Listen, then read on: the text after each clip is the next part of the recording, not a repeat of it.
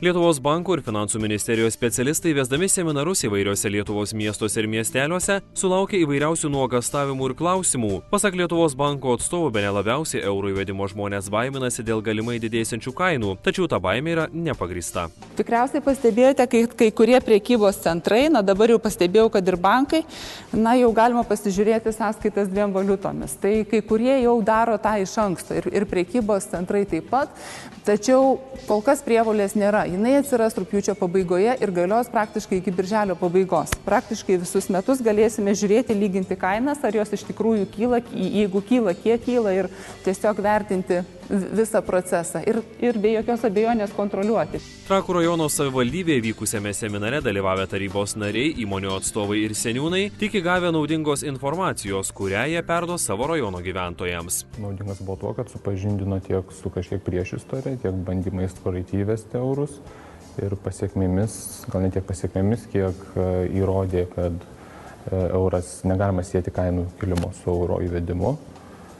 Ir daugiau, kad supažino su praktiniais euro įvedimo aspektais, taip pat su pačio kupiūrom, banknotais. Seminaro forma tokia, kaip pasakyti, neįkyri yra iš tikrųjų, tai manau, kad be abejo, kiekviena informacija padeda žmogui.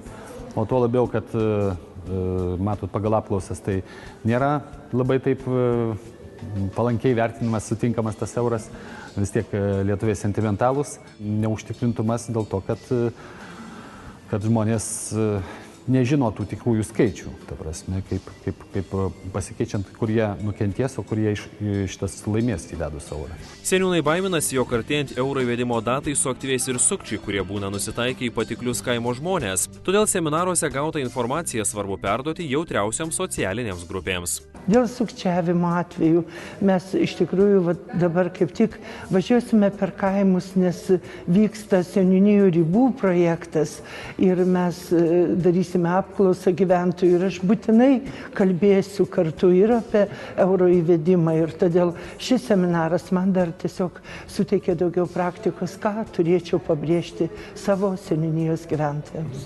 Tuo metu verslininkų atstovai tikina, kad kol kas klausimų kyla daug, tačiau euro jie nesibaimina. Čia buvo seminaras toksai bendresnė prasme ir šiaip jau jisai naudingas, nes truputėlį susidėliojo tuos taškus. Ir apsaugos priemonės, ir mitai, ir visa kita, kur tikrai aktualūs tie klausimai, man ir jie yra aktualūs ir kaip tarybos nariai savivaldybės, nes man užduoda tuos klausimus ir gyventojai. Ir nors seminaro dalyviai vieningai tvirtina, kad sentimentų litui dideli, tačiau sutinka, kad euras atneš daug teigiamų dalykų, tad naujos valiutos baimintis tikrai neverta.